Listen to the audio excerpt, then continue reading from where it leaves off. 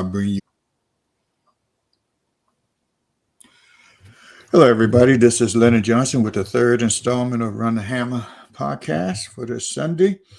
Boy, it's been a good time talking to two good young coaches today, and I've learned. I mean, I'm flabbergasted of what I didn't know about building programs and some of the new things that guys are doing to get the kids ready. Today's kids, I would say, get them ready. So you got some good young lines out there. But we are going to bring on not so young a young line, guy who's been around for a while. But before they do that, this podcast is sponsored by my agency, my insurance agency, where we do final expense insurance, we do life insurance, we do retirement programs, and if you need a fine tune on either one of those programs, or you find yourself with not enough coverage or whatever, give me a call. Nobody likes to talk about it, but it's going to happen, So you might as well be prepared for it when it happens. So give me a call, get a free quote, and I bet you I can put you in a better position than you are already. That out of the way, tonight we got the great one. My goodness, I heard about this guy some years ago, and I looked at him on videos and saw him destroying people, and I said, "Wow!" And back in that time, I was running the double wing, and Jeff was running the wing T, but the way he was doing it, and the way he had those kids believing in that system, it's not the play, but it's the system, and they were just beating the crap out of people with that system. So we got the great one, Jeff Calabrese from Hartsville High School. And Jeff, how you doing tonight? With that intro, I'm doing great, Coach. Okay. We lost Friday, so I'm not anybody's favorite tonight. But I appreciate that intro. I'll give you that 20 spot a little bit later. Okay, man. All right. I'm going to do something here to get you bigger because this is your show. There we go. Let's do this right here. Let's do that right there. Whew. There we go. I might have broke the camera right there, Coach. No, that did it. This is your time, Jeff. All right, here we go. All right, guys. This is Jeff Calabrese. Like I said again, a good friend. I mean, we have known each other for a number of years and everything. Had the utmost respect for him, and what he brings to the table as far as South Carolina football. You don't know some of the things that he does beyond the field, and but he is a great ambassador for the game of football in South Carolina. Jeff, for those for that two guy, Joe the Wino and Mary the Wino, who don't know anything about you, would you mind introducing yourself to them? So my name is Jeff Calabrese, and I've been the head coach at Hartsville High School since 2005. Prior to that, I worked for Lewis Lineberger in 1994 at Hartsville High School for 7 years. I went over to West Florence to be their head coach. I was their head coach from 01 to 04. And, 05 to today, I've been the head coach of the Hartsville Red Foxes. I went to Newberry College, and I say I played. I wasn't very good, but I was there on the team. And just enjoy coaching ball, coaching kids, and being a part, and just really enjoy it. Who was your coach at Newberry? Well, I went through a really rough time at Newberry. We went through 3 head coaches and I think 28 assistants. Right now they have great stability in what they're doing, but I was a bit through turmoil. I had Mike Taylor, Gary Smallin, and the first guy, Brad Center, was also there. So I learned a lot what not to do. Obviously, there was also some things that I learned to do, being exposed to so many different people. Okay. Yeah, I know Gary, and the other guys I didn't particularly know. And what year did you finish there? I finished in 93, in December of 93, and then Lewis Lineberger hired me in the spring of 94 and coached the JV for 2 years before he moved me up. So you didn't start out as this firebrand head coach. You had to go down and learn how to wash uniforms and coach the JV and all that good stuff. Listen, Coach Lineberger, he had me out raking the field at Kellytown Stadium. It took us 6 hours. And I answered the question. He said, "What are you doing Saturday?" And I said, "Coach, I'm not doing anything." He said, "Well, meet me at the stadium with a rake." Yeah, I've done it all and continue to do it all. I mean, I take out the trash and, no job is too big or too small to do. If it's got to get done, we got to do it. And I learned that trait from Lewis Lineberger. He's one of the hardest working men I've ever been around. And, grateful that he taught me that lesson as a coach. So it's amazing how that lesson is not being taught more. You get a lot of these young guys who come off a Madden game and, they got 3 plays. They think it's all about the X's and O's, and it's just a whole lot more to this thing, than a play and everything. Now, you talked about your family. I forgot your wife's name. What's her name again? My wife's name is Jennifer. And then Jennifer. I have, my wife's Jennifer, and we've been married 25 years. She's crazy as crap for still being with me. But she loves ball, and so that's why she sticks around. As long as we win some games. If we start losing, she might swap me out. I don't know. So she's been with you all those years and everything, all the up and downs and everything. Y'all met in college, or? We actually met when I was on the job here in '95. And her brother was playing for us actually, and met her after a ball game one time, and been very fortunate to be married to her since '97. And you got a couple of kids that goes with this? Yeah, I got a Clemson Tiger. She's a senior. That's Lainey. She's 21 years old. And then my youngest Lily is a senior cheerleader here at Hartsville High School, and get to be on the field with her, and that's a lot of fun as well. Yeah, they're getting older. It certainly happens fast. And in this profession, we spend so much time with everybody else's kids that you got to make sure you find time for your own, because time is short. How did you survive all that? All those women in your life in the house? Well, my wife is awesome, and that helps. And, my in-laws are great. Curry and Debbie Dawkins are my wife's parents, and they're extremely supportive. And, so they've allowed me to do my job during the season and been there when I couldn't be. So obviously a lot of support. That's how you get it done. Okay. You that fan base that you have out there at Hartsville, they're crazy. And they're a little off the chain sometime, aren't they? Well, I tell you what, we're blessed to have a fan base that loves football. Our fan base loves baseball. I mean, Hartsville's a sports town. Obviously, we played a little bit better at Camden the week before, so maybe I should have did this last week. But, I think the fact that they're passionate, it's where we all want to work. We want to work with somebody in the community that's passionate about what we're doing. And obviously, Hartsville's that kind of place. You got your administration who's been there, have they been there as long as you've been there, or do you have new administration as far as in the schools? Well, I tell you, Charlie Burry hired me in 2005, and he's retired now. But we were able to bring in Corey Lewis as our principal, and Corey was actually on our staff for 6 years as an assistant coach.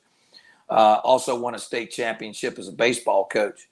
And then our athletic director, Brad Boob, he was on our staff for 10 years. So I'm very fortunate and blessed right now that the leadership at our school has actually worked with us on staff and has a true understanding of, what we're dealing with and how we run our program. So, pretty fortunate and blessed to be in that situation today.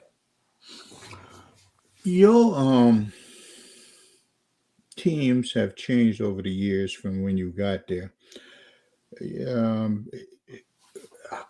How has it changed at your place? I mean, the kids. What's the biggest difference you see between when you got started at Hartsville to now? Yeah, it's a great question. I get asked that a lot. I've been coaching 29 years, and kids haven't changed. Obviously, I think that they're a little bit more image conscious today with social media and likes. I think they're a little bit more fragile from a self assurance. They look for that pat on the back a little bit. But in terms of toughness, in terms of just being good kids, I don't see much difference. I think the biggest problem right now is the family structure. Right now we have so many single parent homes, and if it's single parent homes, sometimes grandma's raising them. So we're not even talking about a parent. And so, it's those values, the things that maybe we took for granted years ago that they already knew. I think you have to continue to work on those small things because the family structure is just so much different.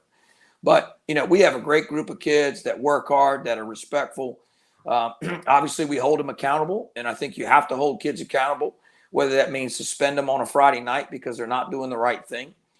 You have to have rules, and you have to stick by your rules. And I think as long as you do that and the kids understand what's expected, I don't see any big change. Like I said, from an image conscious standpoint, we do see some of that. And I think they are a little bit more self-aware and self-conscious, and you got to try to let that go a little bit. It's okay to make mistakes. It's okay to put yourself out there. It's okay to show emotions. But other than that, Coach, I think they're all pretty similar. They know you. You've been around there. You, of course, some of their brothers and sisters. And I guess my question is, how do they come to you wanting to go crazy? If they know what you understand, if they know what you expect and they come to, do they think they're the one that's going to change? Kids are going to push your buttons. Kids are going to bump up against the rules and see what they can get away with. See if the old guy's, not as mean as he used to be. And, I think as coaches, we all have to make sure that, we get caught up in the X's and O's and watching the film and doing all these things. But if we don't hold our players accountable, if we set rules and we don't enforce them, those things start deteriorating. And when they start deteriorating, you don't like the team that you see.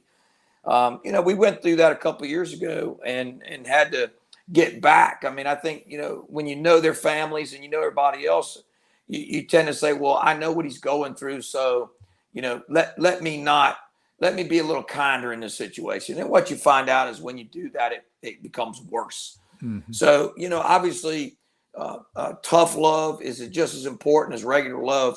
And you got to show those players that, and there's got to be structure in your program. And again, it can't be about what they do on a Friday night. It's got to be what's best for them as a human being and a young man. Do you see a lot of staff not holding their kids accountable today? Coach, I don't know that that's for me to answer. Yeah. Obviously everybody's going to run their program how they see fit. How we decide to do it in Hartsville may not be how another team does it. I do know that if you don't hold your players accountable, it can get sideways in a hurry. Again, I have enough hard time with my team and focusing on doing those with us. But I do know it's more important than how many rushing yards they can get. I do know it's more important than how many tackles they can get. And I think we can't get sideways. We're in a profession that success or failure on a Friday night determines whether we hold our job and feed our families.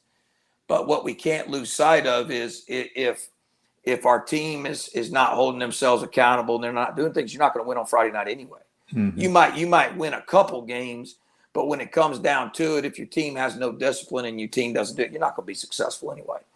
So I think we've got to think in terms of what's best for raising young men in your program and what do you want to output? And that's 10 years down the road, 20 years down the road, 30 years down the road. What are you teaching?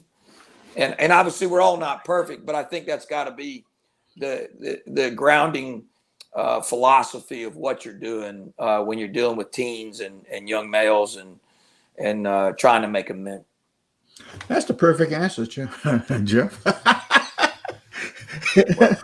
and you know what makes it so perfect? 29 years. And if younger guys would just learn that one concept that you just pictured right there, they'll be a whole lot better going forward. I find a lot of them afraid to pull that plug. They're afraid, and you got to do it. Well, you really have to, and I think that you gotta also try to expose your young men even to look at faith and ask questions about faith. Not everybody believes in God, but create conversation, deep conversation about life, about faith and God, and so you got to try to develop the whole man. You don't say, hey, you got to believe this way. You just you expose them to as many different things as humanly possible to allow them to answer the questions in their own lives so that they can become whole men.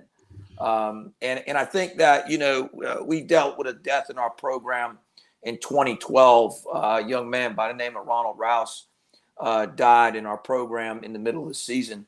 And once you've been through that, you understand that if you don't try to expose these young men to everything humanly possible to be better men, we're missing the mark.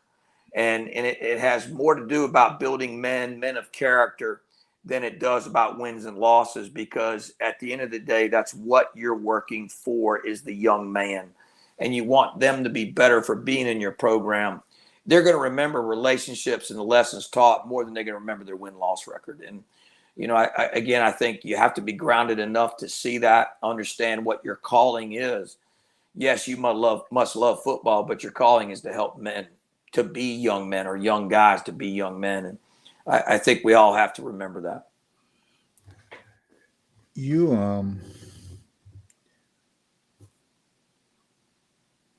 have worked with a lot of people. You mentioned you work with your principal, you work with your athletic director over the years. How is the staff now? I mean, you obviously you can't do this by yourself. No. How is your staff today? Let's talk a little bit about your staff. Listen, we're blessed now.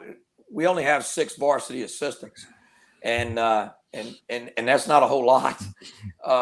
But we have on our defensive staff, Carlisle Kuntz has been with us since 2005, and he's been a 39-year vet in the profession. Michael Ross Collins, Jason Earl, and Brian Fuse help them on defense. Help us on defense, do a great job. And then offensively, I have Keith Sanders, who's a 49-year vet who's retired from teaching but continues to work with us. And then we have John Jones. John's been a head coach, been with Reggie Kennedy, a lot of different stops.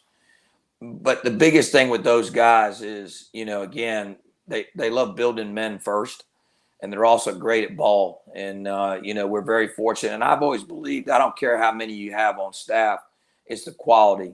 And, we're very blessed to have great quality guys that love it, guys that love kids, and good teachers. And I think that's where it all starts. So, like I said, we don't have as many as some, but what we have is extremely great quality and extremely hardworking. I'm very, like I said, very blessed to have them. Have those guys been with you for a minute? So Carlisle Kuntz has been with me since 05. Keith Sanders has been with us since 05. We brought Michael Ross. Michael Ross Collins played for me at West Florence. We brought him in, I think it's been 5-6 years ago now. He worked with Brian Fuse. He worked with Jason Earl, and he worked with John Jones. And I also had a relationship with these guys. So when we had opening on our staff, he had worked with these guys before, and they expressed interest. And so really the neat thing is whether they've been with us the whole time or not, we've all kind of known each other. And a lot of us have worked together, and it really just it meshes, it works. And, I think it's a great staff, and looking forward to the future with them.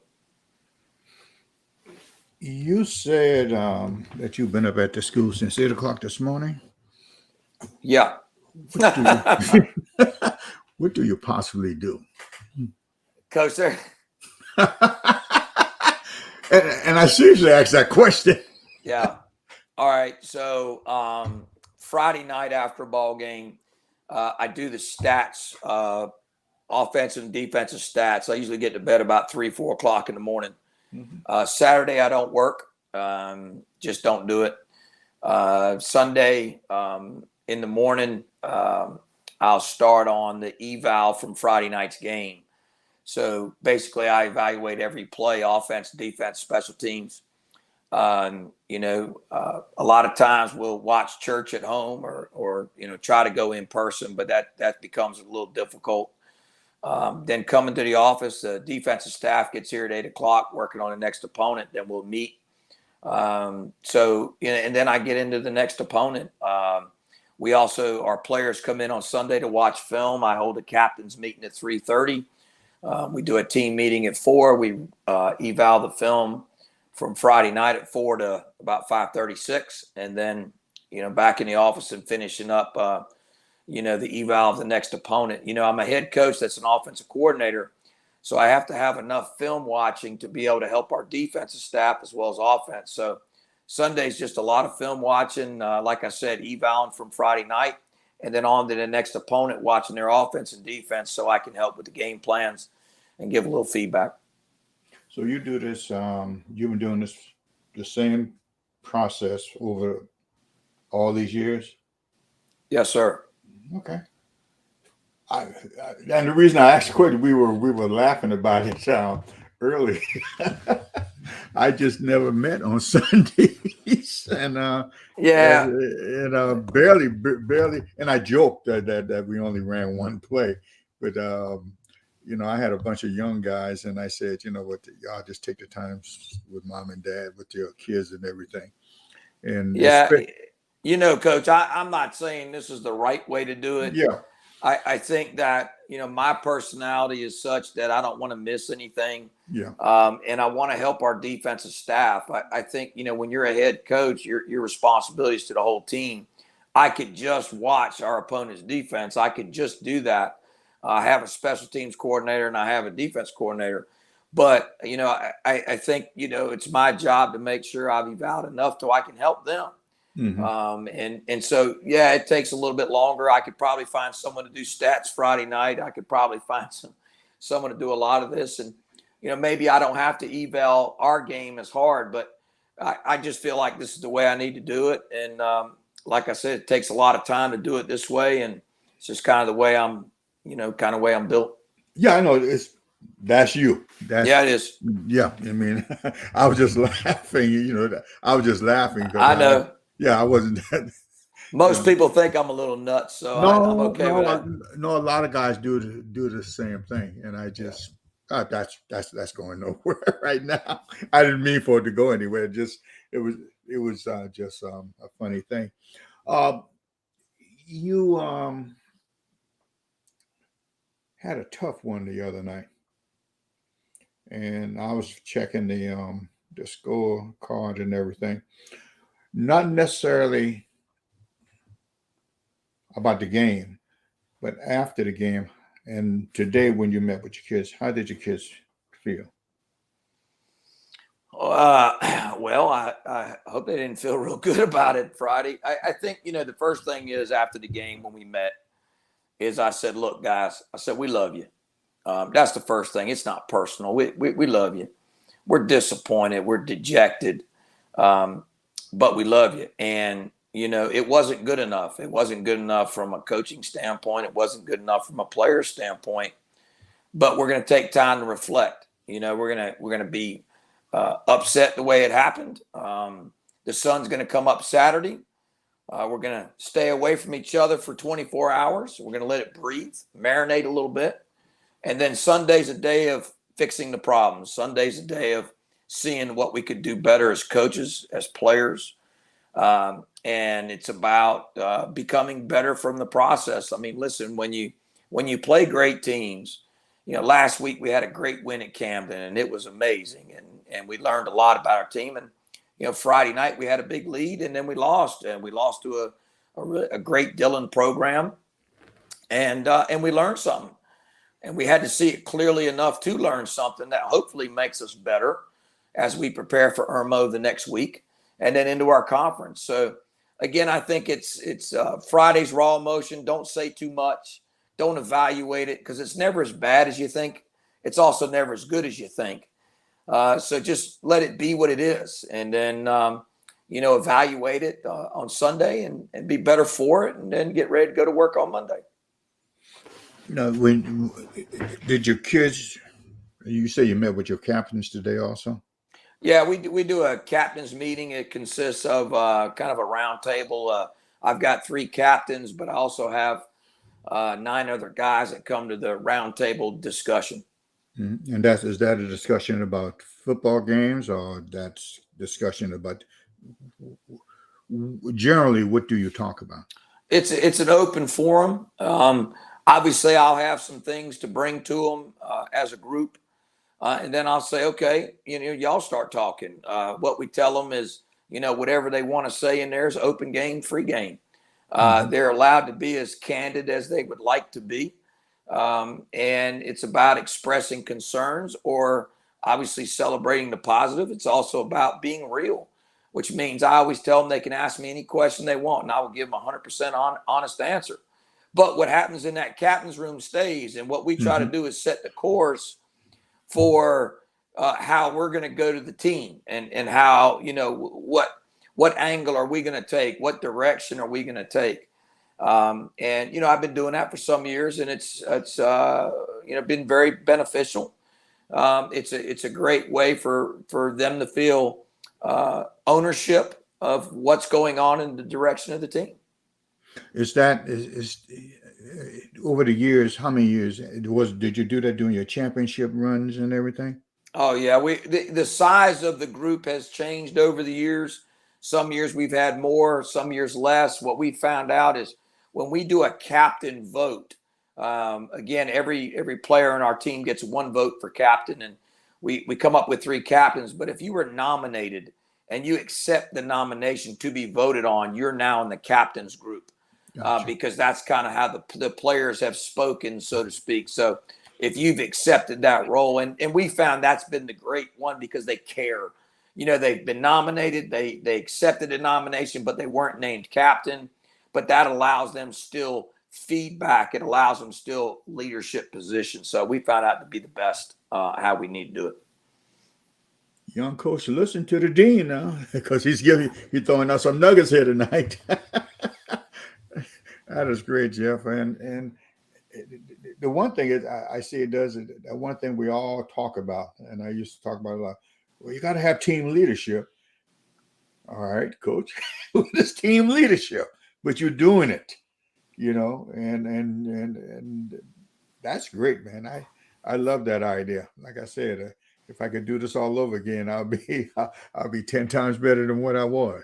Well, Coach, I appreciate that, but I tell you, what you're teaching them also is, if they're elected captains on your team, there's a good chance that they're going to own their own business. They're going to be a CEO of a company. They're going to run a team of people. And so what you're showing them is, your willingness to take their input. So hopefully when they become that leadership role, they also see how it's structured. So, I think the other side of that is not only for now, but for later, teaching them how to run an organization. And I think that, it's very important to me that hopefully our young men are being great leaders in the future. And it's just kind of another way that I think that they learn that lesson. Well, kudos to you, man. That is great. A lot of people look at X's and O's and think that's what it is that gets you to be great. But it's those inner things that you do within the team that build those values, that character, and what you're doing with this captain's forum and everything. That is super, man. I appreciate it, Coach. Yeah, that is great. Now, kids will do stupid things sometimes. How do you deal with those kids who come off the rail and, you like I said, you try to help them. You don't try to chop their head off. You really try to help them. What are some of the things that you do? Well, I tell you, Tad DeBose is a good dear friend of mine. He's now the head coach at Emerald High School, but he was at Abbeville. And Tad and I became friends when we started playing Abbeville. Now that's not a whole lot of fun playing Abbeville, but and this is only about 4 or 5 years ago. He said, it's a privilege to wear the A at Abbeville, and you have to earn that each week, because we were having a hard time with some disciplinary issues, and he shared that with me, and it changed my whole perspective on discipline. Not saying that I was ever off the rails, but when he explained that to me, it's perfect. So a young man comes in, maybe he didn't act right in class today. He can just say, son, listen, I understand you made a mistake, and obviously you didn't earn the right to wear that red fox this week. We'll have a team meeting on Sunday. You'll be suspended for the week. It could be even if it's just small things, you say, listen, man, that's not free. You're accountable to your attitude. So, or you're late. That's not free. What's the punishment? Well, in our building, if you say any cuss word, it's 5 push-ups, and that's coaches included. Because it's not free. If you wear your hood in the building, it's not free. And so by taking your emotion out of it, you just look at him and say, son, and yeah, coach, I know it's not free. And there's a discipline. So it could be as small as a cuss word. It could be as small as you got your hood on or your AirPods in, or it could be, hey, son, what do you think your punishment needs to be today? We had a young man that was late for the meeting today. I just simply asked him, I said, son, it's not acceptable that you're late. What do you think your punishment needs to be? And he looks at me and he said, well, coach, I probably owe 200 yards of crabbing. And I said, yeah, you probably do. Knock that out. And I think that when you take your emotion out of it, people are going to make mistakes. Whether it was enough to suspend them or 5 push-ups, we can't get mad at it. We're going to make mistakes. We all make mistakes. But I think when you don't make it adversarial, coach versus player, it becomes just a discipline of the action. And that's all you're trying to do is support the young man. But you don't want to make it adversarial. Obviously when it comes to, other things such as drugs, and there's obviously a much bigger punishment, but it still shouldn't be emotional. It shouldn't be, I can't believe, listen, the young man made a mistake. He's lost some privileges. And again, I think you're trying to show care, but you're trying to show discipline. And I think that to me is the most important thing in how we deal with disciplining our players. When you have to hard discipline a kid, let's say suspend them for some games and everything, do you feel it, or is there anything that I know when I had to just pull the plug on a kid and everything, I felt bad, but it had to be done. Do you get that feeling also? Oh, absolutely. I mean, the first thing you're going to say is, son, I'm disappointed. Mm-hmm. I always tell our kids I love them because I do. I spend so much time with them. I spend more time with these players than I do my family. I do love them. And what you do is you say, son, man, I love you. I said, but man, I'm disappointed. I'm disappointed in your actions. And I said, there's obviously got to be punishment. Yeah, it rips your heart out, coach. When a phone rings or a player does something wrong, it rips your heart out. But if you don't discipline them, you're doing them a disservice. If you don't take away that Friday night game because you got a big-time opponent, but you need to suspend them, it becomes problematic. Now, listen, I'm not saying I've always been perfect. But I think reflection, we ask our players to get better all the time. Us as coaches, we need to become better and constantly looking at better ways to deal with our organization and how we deal with our players. And so obviously over time, I've learned that, again, showing them love, care, but you got to have a hard, fast line. And that line keeps the kids in line. It keeps them saying, hey, I can't go out there and smoke weed because coach, if I get in trouble, coach is going to suspend me or kick me off the team. And I've got to go through counseling and I got to do all this stuff. I want them to say no because they know there's an input. if they're like, oh man, hey, coach is just gonna let me play, so we good because I rushed for 1,500 yards. We're missing the boat. We're serving their talents, not the human being. And so, again, you've got to, in my opinion, you've got to take your own self-worth or out of winning and losing out of it, because then you can't make the clear-headed decision. And like I said, I'm not perfect. I've made mistakes too. I think I just try to continue to learn from them and, do the best by the young men as well as our football program. Did you ever have to do push-ups? I did 50. Coach, I had to do. I threw you for one. We got beat Friday night, so our backup quarterback, he keeps track of how many I owe. So when I'm done rambling, he'll look at me and give me a number. But yeah, absolutely. I'm sorry. Hey, it keeps me in shape, Coach. Okay. Your yeah. When you go, if you ever go back and look at this, you need to look at your face. Yeah, I'm sure. You deal with these kids. How's your relationship with mom and daddy? Well, it's obviously I have some great relationships with some of my parents, and obviously I have some that choose to do it by distance, and not as close as some. Again, just trying to learn the young men and learning their family structure and figuring out who's important in their lives is immensely important. But sometimes those parents or grandparents, don't come up or not around, and so and some of our kids are very private. I mean, I think we find this all out. I think you ask a lot of questions, and kids are going to talk, and kids are going to, share what they want to share. And obviously you make phone calls home. I think, sometimes we don't make the many phone calls when things are going well as opposed to things are going bad. But I hope that all of our parents feel like my office door is open and my phone is always accessible. I give my number out, and, so hopefully they feel that way. You that's something you work hard at, or the parents work hard with you at, or some of them are just you just don't want to have nothing to do with you or whatever.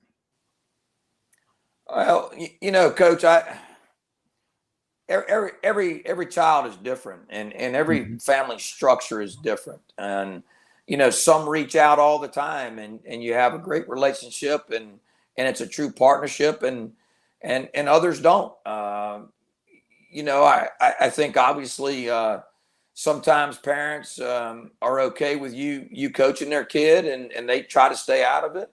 And there's some communication when there needs to be communication. Other parents are here all the time. And I think you just, case by case, try to develop relationships and do the best you can with the exposure and handshaking when you can see them and calling them when you need to call them. Like I said, it's a difficult question because, the family structure is so broken that, sometimes, mom and daddy are not around, and sometimes there's nobody to talk with.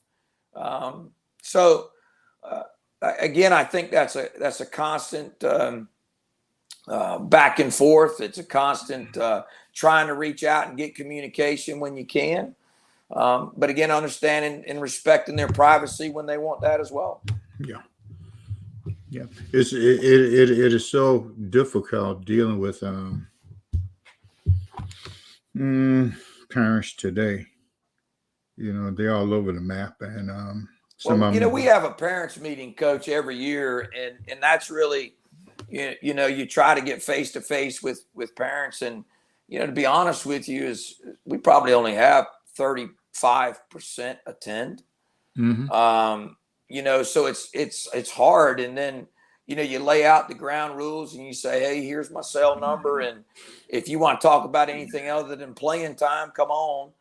And, sometimes, unfortunately, when things are not going the child's way is when you hear from some parents. But, I feel good about our relationships, and I feel like that they all have my number, and hopefully they feel like they can contact me with anything they need.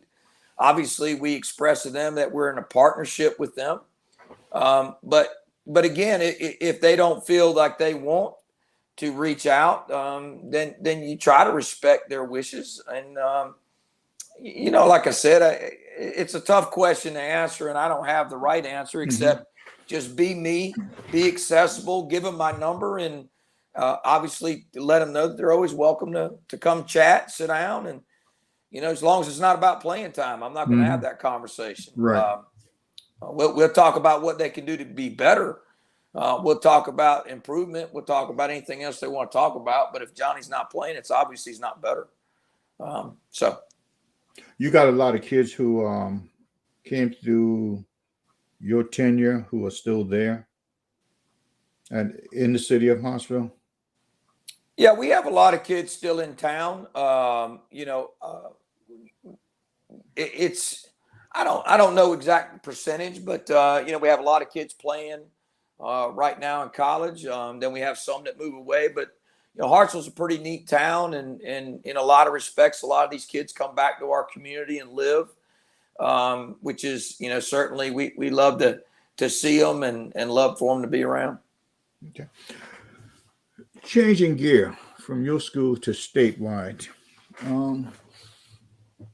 and I noticed because we were in a couple of meetings before, with the situation. The 6-quarter rule or whatever, where you see that going as far as high school? Yeah, that's an interesting topic. Obviously, And the only reason I asked that because we were.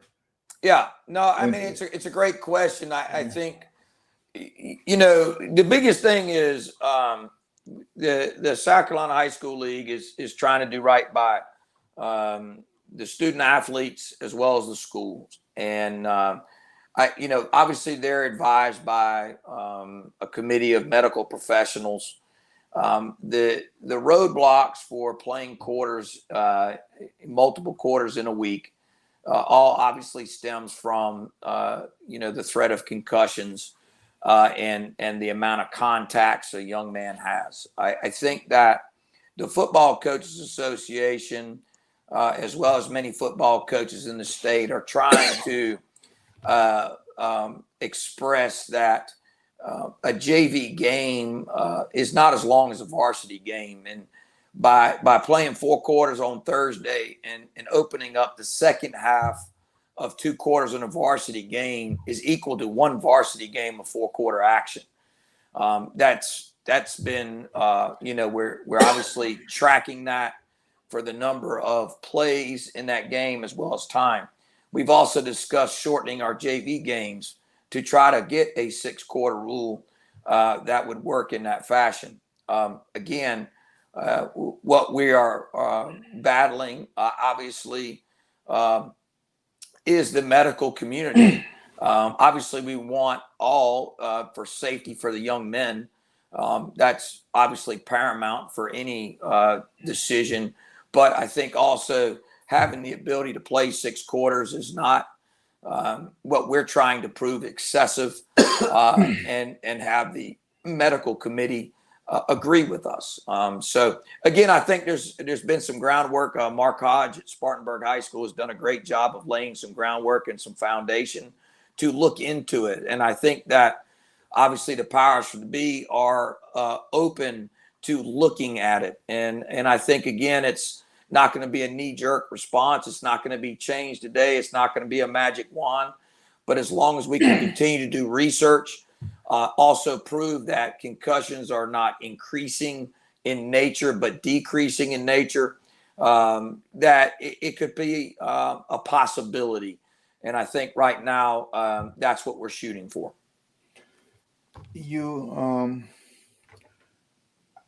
I wonder if the classes um, 1A, 2A, and 3A to make it okay for them to do it. But 4A and 5A really, we only have 5 classification, right?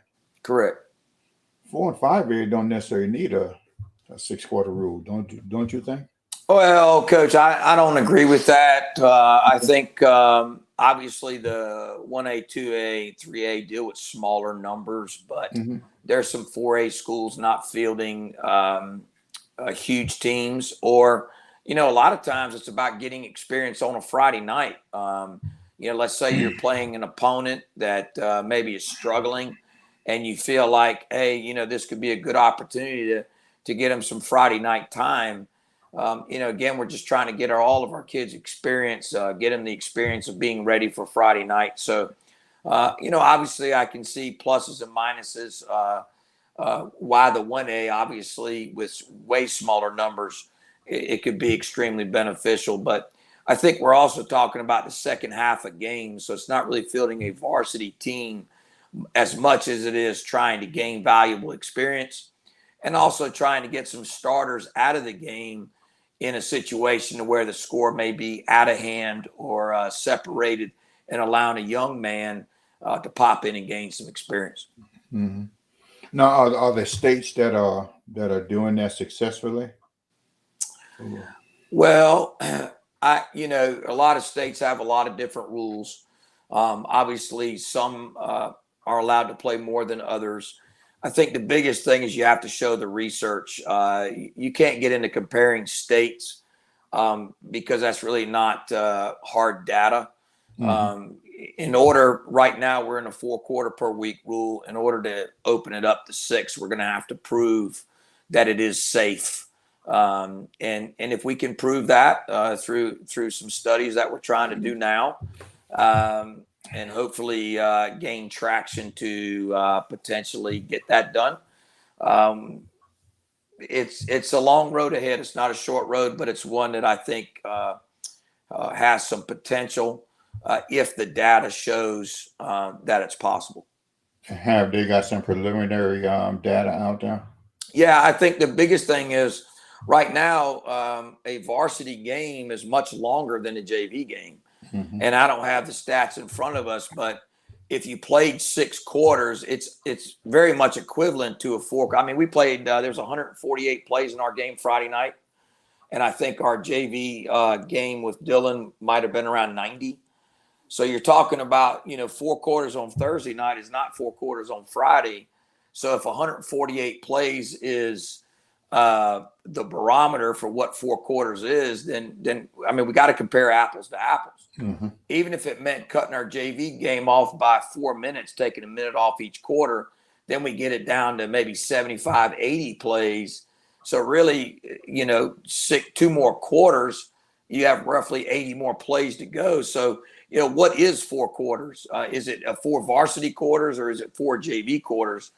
I think from the medical side of it is, one of the questions is if a young man gets dinged, has a headache or something Thursday night in the JV game, if it goes undetected, then they get in the game Friday night. So I think one of the major concerns that I'm hearing is the potential for being injured on a Thursday night and maybe being missed before Friday. So again, trying to figure out, I know Mark Hodge talked about having them have to go through a medical check after a Thursday game to be eligible for a Friday game.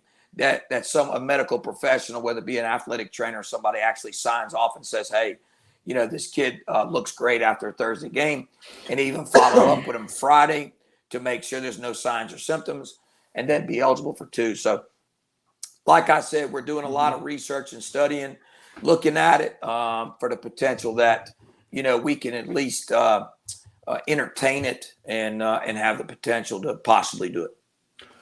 Great answers. A lot of people have been asking questions about it. That's why I brought it up to you. Absolutely. Yeah. So, all right, man, boy, time has flown. And I need to get you home to Mama or get you back to looking at videos. She's been texting while we've been on the phone. She didn't know I was on with you today, so she's been texting me. Supper's ready, so anytime I'm ready to roll.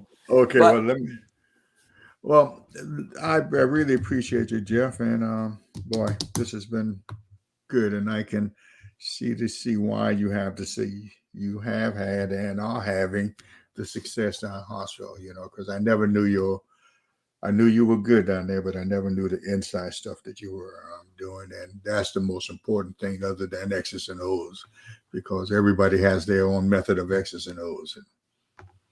Well, Coach, I really appreciate it. And like I said, I owe you, I think, $20 more for the end on that. But, we're all in this profession together. And I think obviously iron sharpens iron. And I think that in the profession, if we just use each other to make this profession better, we're all better off. I mean, obviously on a Friday night, we're all going to compete. Obviously I'm going to be listening to your podcast and steal some nuggets from somebody else. And maybe somebody got a nugget this way, but always appreciate you, Coach, and what you stand for and what you're doing here. I appreciate that, man. Well, you go and get that supper ready and have fun doing it. Okay, buddy. All right, Coach Johnson. Take care, my friend. And thanks a bunch for coming on. I really appreciate it. It's my pleasure, Coach. Take care. Okay. Bye-bye. All right, guys. That's a great one. Jeff Calabrese throwing out all these nuggets tonight. And wow. Watch the 6-quarter rule thing, because that's going to decide whether 1 and 2A schools operate efficiently. And wow. Okay. We done. Oh man, I had a ball. We had 3 great coaches on tonight, and I just like I said, I learn every time that we are on. So don't forget about my agency. If you need help with that, or somebody that need help, give me a call, 843-713-6078, and we can get you hooked up the right way. If you need somebody to look at what you already have to see that you're getting the biggest bang for your buck, hit me up, and we'll see if we can get that done. Until next week, hug somebody and tell them you love them, and y'all have a good night's rest. Good night.